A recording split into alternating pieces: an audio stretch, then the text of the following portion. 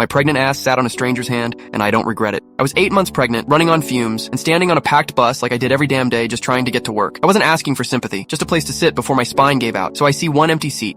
I waddle over, but there's this guy in a full suit, clearly on his corporate villain arc, and he's got his hand resting on the empty spot like it's reserved for the fucking queen. I go, "Excuse me, can I sit here?" He looks me dead in the eye and goes, "Seat's taken." I blink. "By who?" He smirks and says, "My hand." At first I thought he was joking. I gave him a polite laugh, even though I felt like hell. "Can you move it so I can sit?" "No," he says, straight up. Then adds, "Your pregnancy isn't my problem." My back was screaming, my legs were burning, and I could feel every ounce of exhaustion crawl up my spine. And this asshole wanted to play power games with a fucking bus seat, so I sat down, right on his hand. He yelped like a dog caught in a trap, pulled it out fast like he'd been burned, and then flipped the hell out. He started shouting about how I was disrespectful, how dare I do that in public, and that I made him uncomfortable. I told him loud and clear that if his hand was more important than my entire pregnant body, then he could keep it there at his own risk. We went back and forth for a second before he stormed off the bus like I'd ruined his whole week. Everyone was watching, some awkward, some definitely amused, and I just sat there, red-faced but relieved to finally be off my damn feet. When I told my husband later, thinking he'd back me up, he just stared at me like I'd lost my mind. Said I went too far, that I made the guy uncomfortable, that it was inappropriate. I just stared back and said, "So what?" I was in pain, he was being a dick. He left with a bruised ego. I got to sit down, and in that moment, that seat felt earned.